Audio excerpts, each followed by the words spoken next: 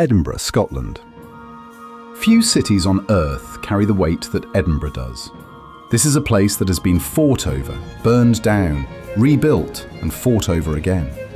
A city that has produced some of the most important ideas in human history, while simultaneously enduring some of its darkest episodes. It is, in almost every sense, a city that had to earn its place in the world. In this video, we're going to take you through the entire history of Edinburgh, from the very first people who set foot on this land over 10,000 years ago, all the way through to the city it is today. We'll cover the battles, the betrayals, the plagues, the rebellions, the brilliant minds, and the moments that shaped not just Scotland, but the wider world. And we're going to do something a little special along the way. Using advanced AI techniques, we've transformed old historical engravings and paintings into vivid, lifelike scenes. So you won't just hear the story of Edinburgh, you'll see it as close to the real thing as we've ever been able to get. Let's begin at the beginning.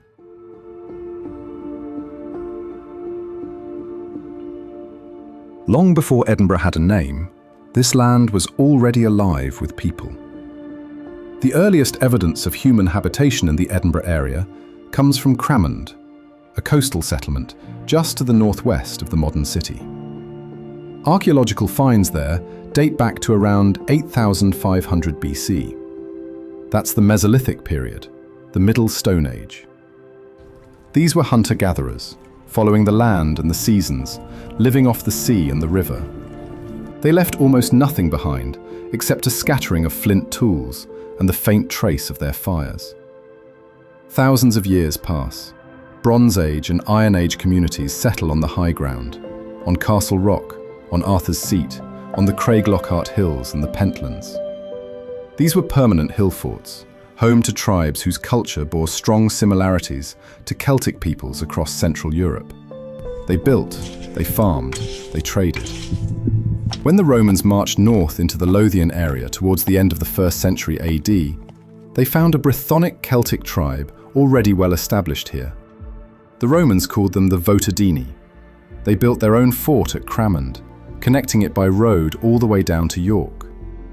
But Rome's grip on this far northern frontier was always shaky, and eventually they pulled back. The Votadini remained. Over the following centuries, the Votadini's descendants, known as the Gododin, built a hill fort called Din I Din. That name is where Edinburgh gets its name. Din meant fortress or stronghold.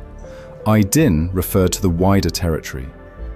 The most likely location for this fortress was Castle Rock, that dramatic volcanic plug of basalt rising sharply from the landscape. You can still see it today. It's been commanding the view for millions of years, and it's been commanding the politics of this region for over 1,000. Around the year 600 AD, the Gododin made a fateful decision.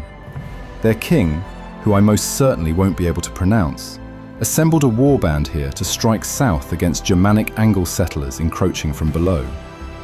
The force rode out, and they were massacred. The Battle of Cattraeth, recorded in one of the oldest surviving poems in the British Isles, was a catastrophic defeat. 300 warriors rode out. According to the poem, only one came back. That defeat left Din I Din vulnerable. By 638 AD, the Angles of the Kingdom of Northumbria besieged and took the fortress. The Gododin's hold on Edinburgh was over. For the next 3 centuries, this hilltop stronghold would be Anglian territory, a frontier post at the northern edge of a kingdom centred far to the south. It was during this Northumbrian period that the settlement's name shifted. The Angles added their word Bur, meaning a fortified place, and I Din became Edinburgh. Edinburgh was born in name, even if the city itself was still centuries away. But the Angles wouldn't hold this rock forever, and the power struggle about to unfold over who controlled Edinburgh would determine the entire future of Scotland.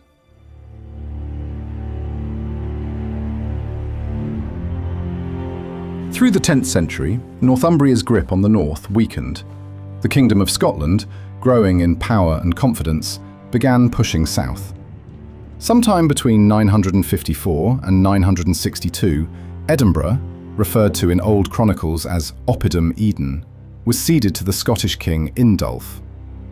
In 973, the English king Edgar the Peaceful formally granted the region of Lothian to Kenneth II of Scotland. The rock that had changed hands so many times was, finally, Scottish. But it's King Malcolm III, known as Malcolm Canmore, meaning Great Chief, who begins the transformation of Edinburgh from a frontier stronghold into something more. Malcolm keeps his royal court primarily at Dunfermline, across the Firth of Forth, but he starts spending more and more time here. He builds a small chapel inside the castle for his wife, Queen Margaret, a woman who will later be canonized as a saint. That chapel, St. Margaret's Chapel, still stands today inside Edinburgh Castle. It's the oldest surviving building in the city, though most scholars now believe it was completed or rebuilt by their son, David I, in his mother's memory after her death. Margaret herself is a fascinating figure. Born into the English royal house but raised in Hungary, she arrived in Scotland after the Norman conquest of England made her homeland unsafe. She was deeply religious, charitable, and unusually well educated for her time. She softened the rougher edges of the Scottish court and brought it into closer contact with the wider European Christian world. Edinburgh was lucky to have her presence, even briefly. Then comes David I, and David I changes everything. Around 1130, he formally establishes Edinburgh as a royal burgh. This is the moment the city really begins. A royal burgh meant rights, the right to hold a market, the right to trade, the right to grow. David lays out a long market street running down from the castle rock. Merchants are allocated strips of land along each side and told, build a house within a year or lose the plot. Behind each house, long, narrow yards, called closes, stretch back from the street. If you've ever walked the Royal Mile and wondered why those dark alleyways keep branching off on every side, this is why. The closes are medieval. They've been there from the beginning. David also founds Holyrood Abbey in 1128, at the far end of that market street, down in the valley.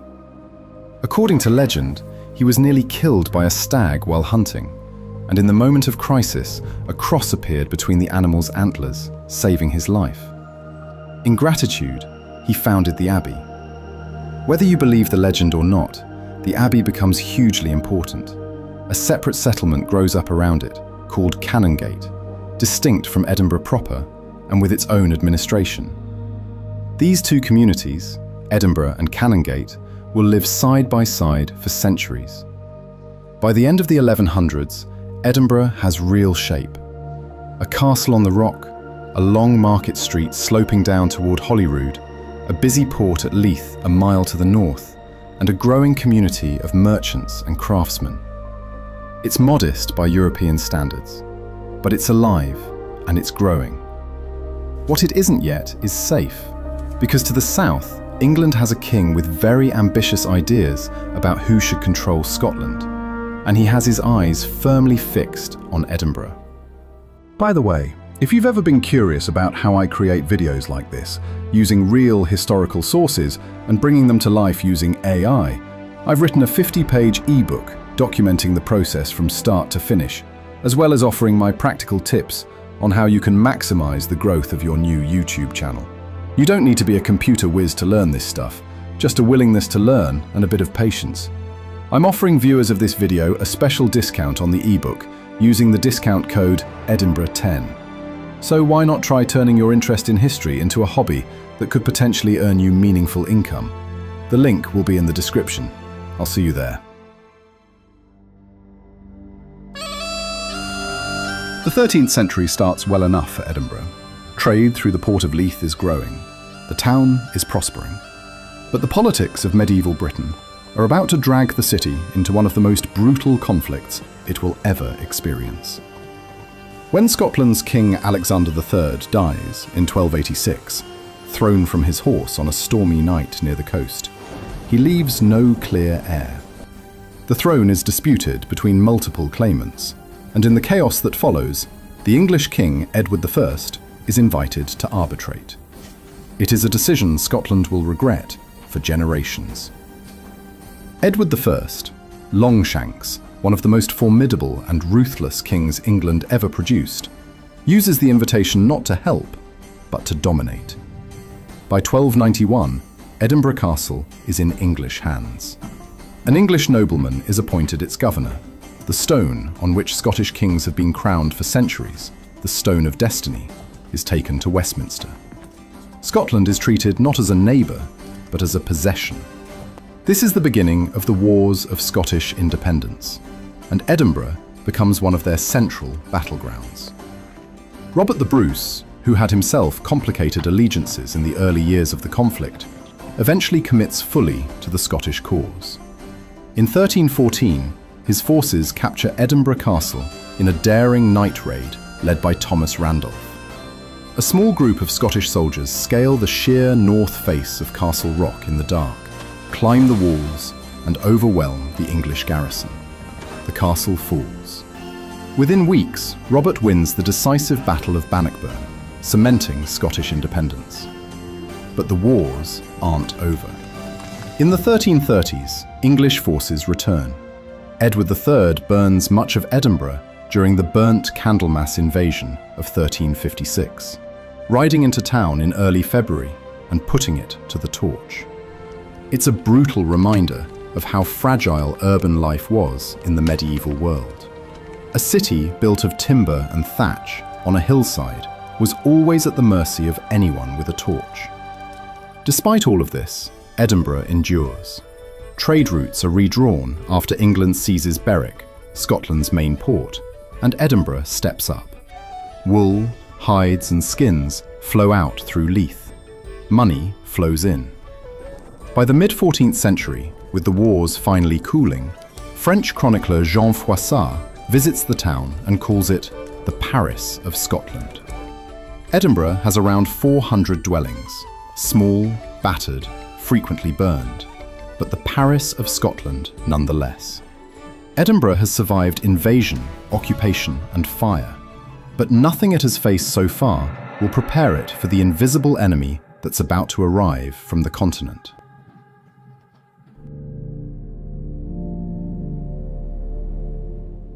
The Black Death reaches Scotland in 1349, and Edinburgh does not escape it.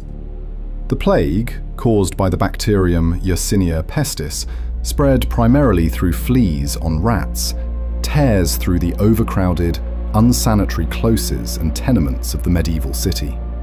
There are no reliable figures for Edinburgh's losses, but across Scotland, estimates suggest the plague killed somewhere between a third and half of the population. The streets fall quiet. Entire families vanish. The trade routes that Edinburgh had fought so hard to establish go dead. And yet, within a generation, the city rebuilds. This is one of the quiet truths of medieval Edinburgh. It gets knocked down, and it gets back up. Always. The 15th century brings Edinburgh firmly to the centre of Scottish national life. King James II is, as one chronicler puts it, born, crowned, married and buried at Holyrood. The city is no longer just a trading post with a castle. It is becoming the royal heart of a nation. James II's reign is also notable for a bizarre and very Edinburgh kind of drama. He develops a dangerous enthusiasm for artillery, the cutting-edge military technology of the age.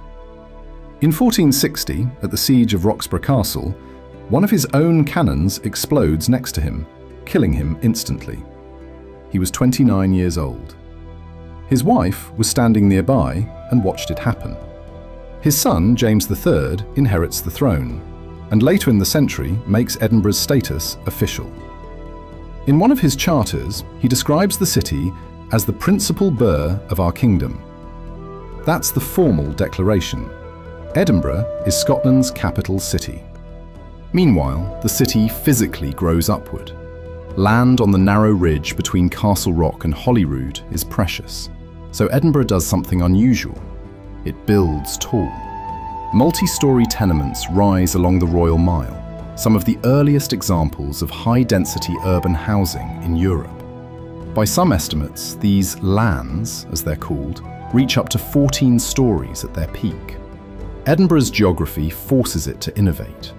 The city becomes vertical long before any other city thinks to do the same. Edinburgh is now Scotland's capital in name and in fact, but the most turbulent, dangerous, and dramatic century in the city's entire history is still to come.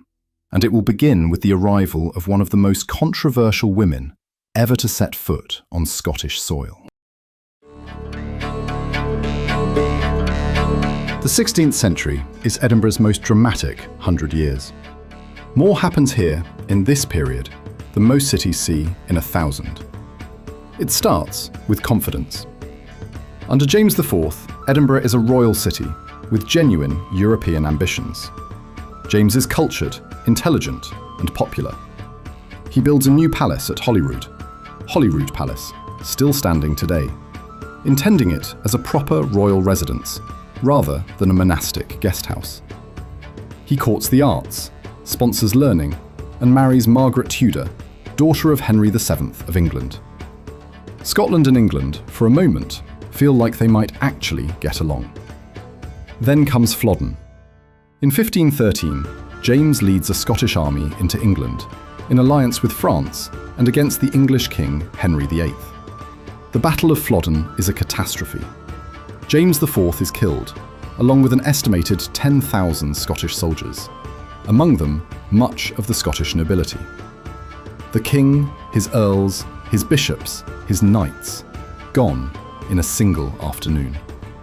Edinburgh's response is immediate and tells you everything about the fear that grips the city. The citizens hastily construct a new defensive wall, the Flodden Wall, running around the southern and eastern edges of the town. Much of it still survives. When you walk along the Vennel steps in Edinburgh today, you're walking along the Flodden Wall. Built not in celebration, but in panic, the city grieves. But Flodden is not the worst thing the 16th century has in store for Edinburgh. That comes in 1544. Henry VIII of England, furious that Scotland has refused to honour a marriage treaty between his son Edward and the infant Mary Queen of Scots, sends the Earl of Hertford north with orders that leave very little to the imagination. He is told to burn Edinburgh, to put it to fire and sword. Hertford's army does exactly that. They march in and they burn the city for 3 days straight. The town, the Abbey of Holyrood, the palace, the port at Leith, all of it put to the torch. Contemporary accounts describe a smoke cloud visible for miles. This policy of deliberate destruction, intended to terrorise Scotland into submission, became known as the Rough Wooing. Henry VIII gets nothing. Mary is spirited away to France. Scotland does not submit. But it takes a generation to rebuild, and the scars are deep. The Reformation arrives in Scotland in the 1560s, and Edinburgh is at its centre. The Protestant reformer John Knox preaches from St Giles Cathedral on the Royal Mile, a church that has stood on this site since at least the 12th century. He's passionate, uncompromising, and absolutely convinced that Scotland must abandon Catholicism. He gets his way.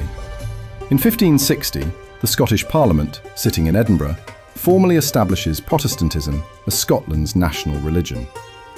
Into this newly Protestant city, in 1561, arrives Mary, Queen of Scots. Catholic, French-educated, young, and walking into the worst possible situation a ruler could face. Mary had been Queen of France, Queen of Scotland by birth, and in the eyes of many Catholics, the rightful Queen of England too. She's smart, she's politically capable, and in another time and place, she might have been a remarkable ruler. But Edinburgh in 1561 is not a forgiving place. Knox despises her. Protestant nobles distrust her, and the chain of events that unfolds from her arrival at Holyrood Palace reads like something from a tragedy that keeps getting darker. Her private secretary, David Rizzio, is murdered in front of her by a group of Protestant nobles, including her own husband, Lord Darnley, in 1566. She's pregnant at the time. Darnley himself is killed the following year, in a mysterious explosion at Kirker Field, a house just outside the city walls. Mary then makes what many see as her most disastrous decision. She marries the Earl of Bothwell, widely suspected of organising Darnley's murder just months later. Edinburgh turns against her. She's arrested, imprisoned, and forced to abdicate in favour of her infant son, James. After a failed escape and a final military defeat at the Battle of Langside, she flees to England and throws herself on the mercy of her cousin, Elizabeth I. She would spend the next 19 years as Elizabeth's prisoner before being executed in 1587. Edinburgh Castle becomes the last stand for her remaining loyalists in what's called the Lang Siege, a 4-year standoff that ends in 1573, when English cannons, sent by Elizabeth, finally batter the castle into submission. And yet, even amidst all of this, Edinburgh manages one of its most lasting achievements of the century. In 1583, the University of Edinburgh opens its doors. Founded by royal charter from King James VI, it's one of the earliest universities in Britain and would go on to become one of the most influential educational institutions in the world. With a new king on the throne and a new university open for business, Edinburgh might finally be entering calmer waters. It isn't. The 17th century will bring religious wars, occupation, plague, and a political union that Edinburgh neither wanted nor was ready for.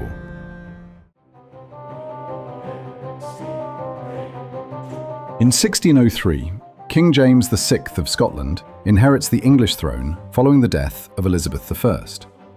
The Union of the Crowns. Scotland and England now share a monarch, but they remain separate kingdoms with separate parliaments. James moves his court to London, promising to return to Scotland every 3 years. He returns once in 1617. Edinburgh, which had been the undisputed capital of a royal court, suddenly finds its king has moved 400 miles south. The city doesn't collapse, but it loses some of its political gravity. The religious tensions that had been simmering in Scotland for decades now boil over in the 1630s. King Charles I, never the most politically astute of monarchs, attempts to impose Anglican-style worship on the staunchly Presbyterian Church of Scotland. The reaction in Edinburgh is immediate and furious. In 1637, when the new prayer book is read aloud at St. Giles's Cathedral, the congregation riots. According to tradition, possibly embellished over time, a woman called Jenny Geddes throws her folding stool at the bishop. What's not debatable is what follows: the Bishops' Wars, then the wider English Civil War, in which Scotland becomes entangled on multiple sides. Even as politics swirls, Edinburgh still faces something far older and far crueler than any army. The plague returns in 1645, one of its worst outbreaks, killing thousands in the close, packed streets of the old town. The city has no understanding of how disease spreads. Infected families are boarded into their homes. Bodies pile up. The closes, those narrow medieval alleyways that give Edinburgh so much of its character, become death traps. A few years later, in 1650, Oliver Cromwell and his Commonwealth forces march on Edinburgh after the Scots support the restoration of Charles II. Cromwell defeats the Scottish army at the Battle of Dunbar, a crushing, humiliating defeat, and occupies Edinburgh. His soldiers are quartered in Holyrood Palace and in the churches. The city is occupied for nearly a decade. The century ends with one of the most consequential political decisions in Edinburgh's history still being debated in the Scottish Parliament. The question of a full political union with England is on the table. Scotland's economy is struggling. The disastrous Darien scheme, an attempt to establish a Scottish trading colony in Panama, has bankrupted many of the country's investors and shattered confidence. England is blocking Scottish access to its trade routes.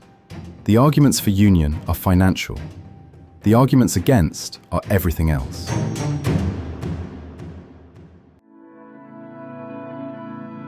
The Act of Union would pass in 1707, dissolving the Scottish Parliament and merging Scotland into the Kingdom of Great Britain.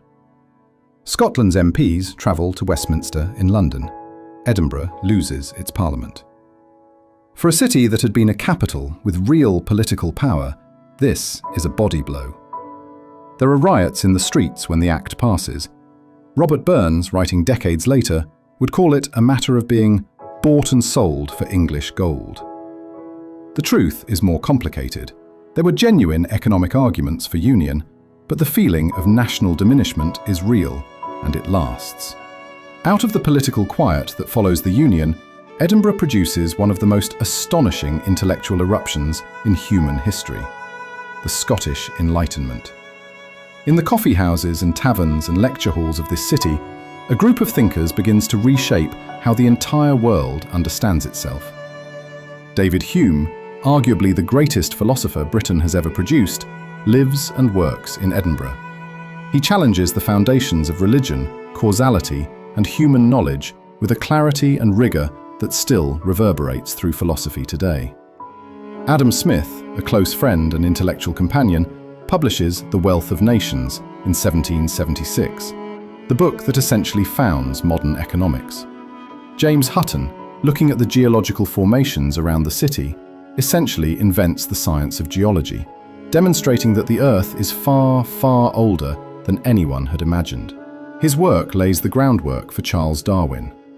Edinburgh, in the space of a few decades, produces thinking that transforms science, economics, philosophy, and our understanding of the natural world. Edinburgh also physically transforms itself in the 18th century.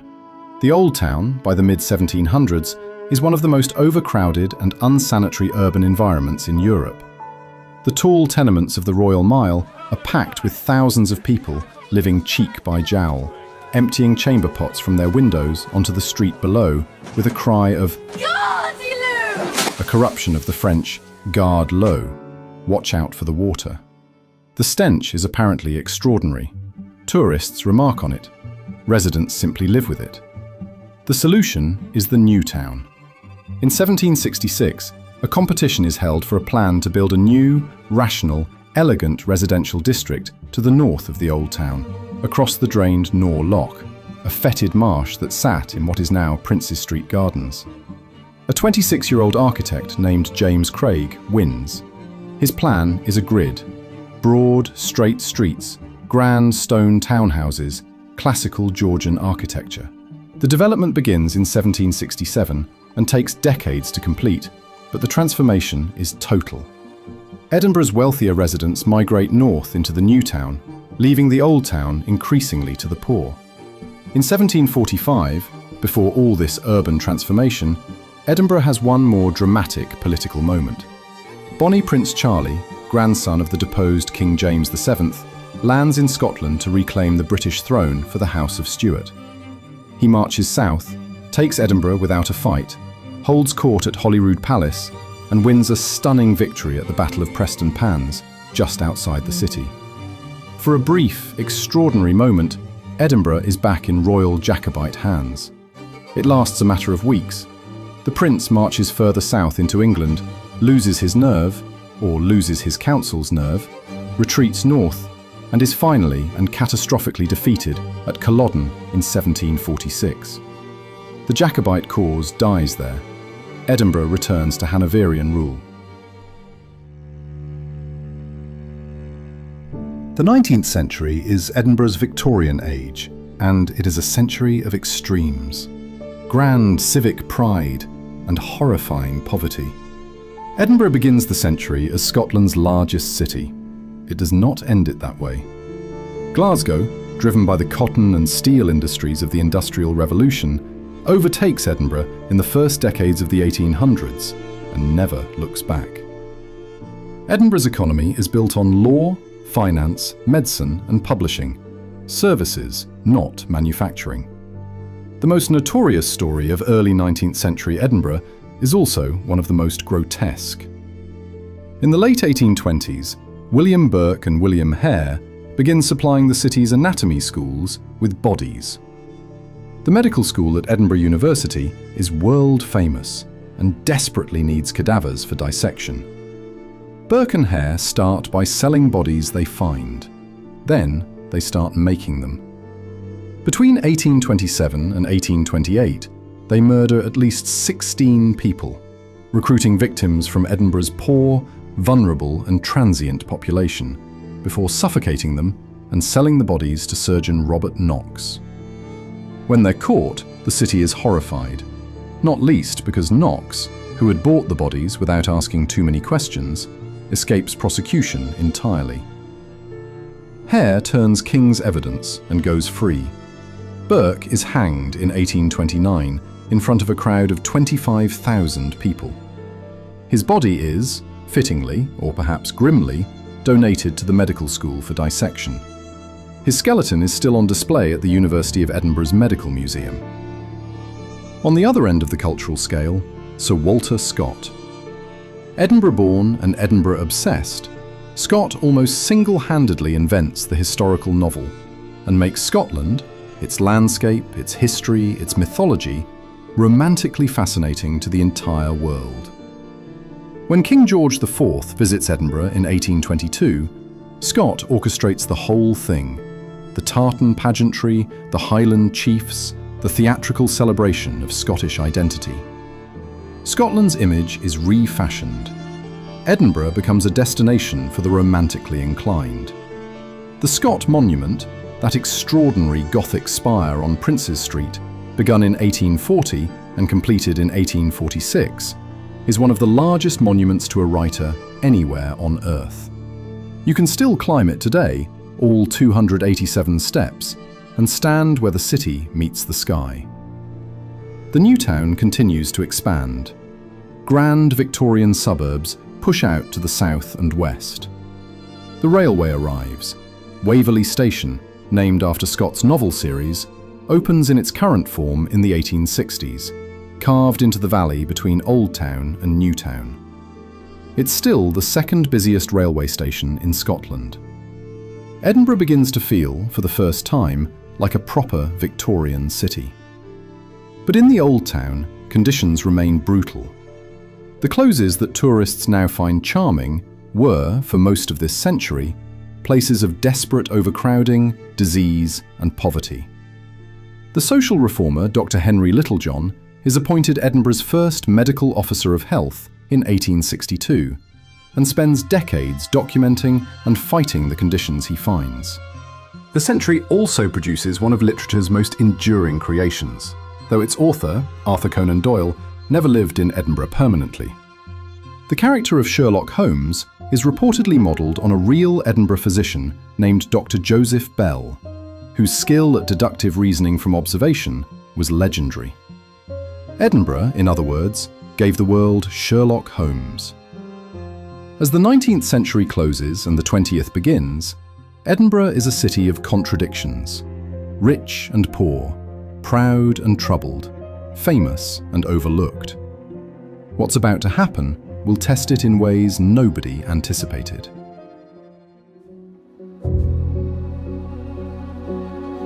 Edinburgh enters the 20th century as a respectable, somewhat conservative city. A city of lawyers and bankers and professors, proud of its history and somewhat suspicious of the future. What follows over the next 100 years is a series of upheavals, none of which Edinburgh handles particularly smoothly, but all of which it survives. The First World War hits Edinburgh hard. Tens of thousands of Scottish men enlist. The city sends its sons to the trenches of Belgium and France, to Gallipoli, to the Middle East. The Scottish National War Memorial, built inside Edinburgh Castle and completed in 1927, records the names of over 147,000 Scottish men and women who died in the First World War. Between the wars, Edinburgh, like the rest of Britain, struggles economically. Unemployment is high.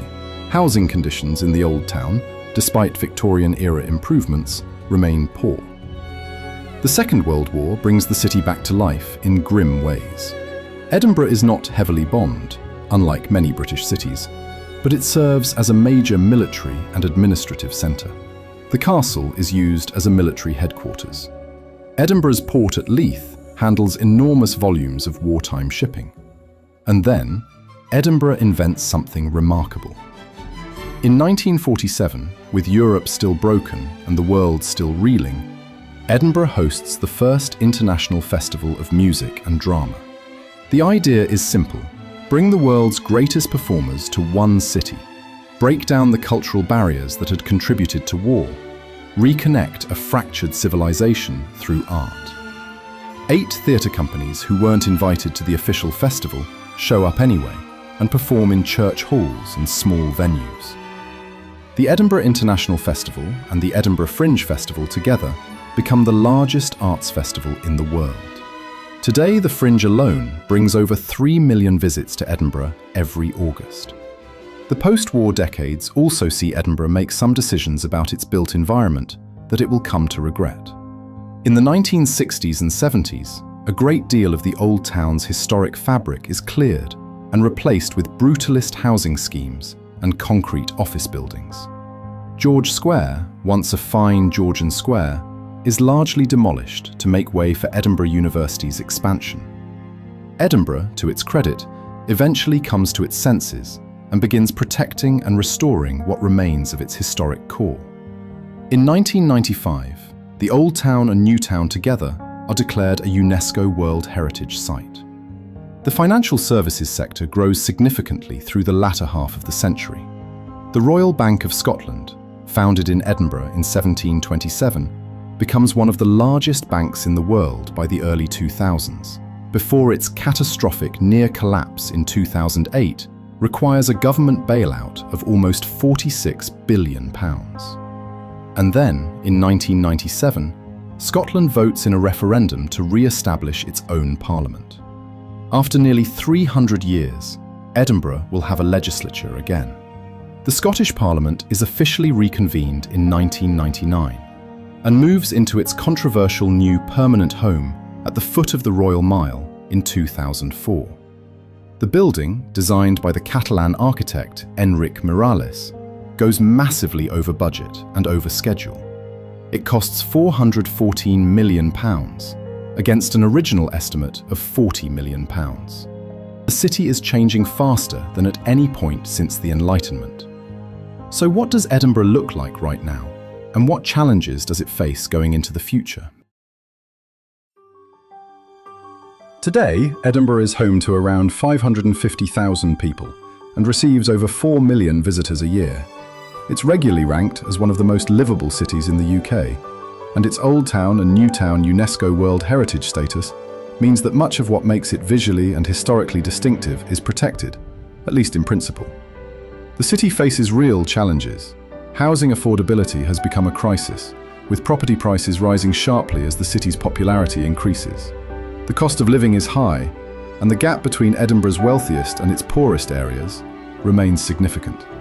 Edinburgh's economy has diversified into technology, biomedical research, higher education, and creative industries.